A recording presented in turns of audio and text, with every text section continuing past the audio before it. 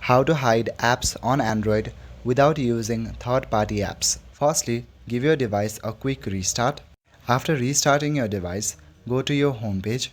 In your home page, tap and hold. At the bottom, you will see different options. Click on the settings option at the bottom right corner. Now you will land to home screen settings. Scroll down. Now here you will see an option called hide apps on home and app screens. Let's first test it out.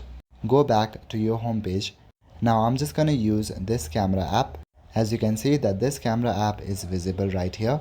To hide it, simply follow the process again. Click on hide apps. Now from these set of apps, select the camera app. After that, click on done at the bottom. Go back to your home screen and as you can see, the camera app has been hidden. Since the camera app has been hidden, you cannot use the app. The only way you will be able to use the app is to again unhide it. That means follow the same process again. Delete the hidden app at the top and click on done. Once you do that, go back to your home page. Go to your app drawer. Look for the app and tap and hold on it. After this, drag it to home screen. That's all for today. Thank you.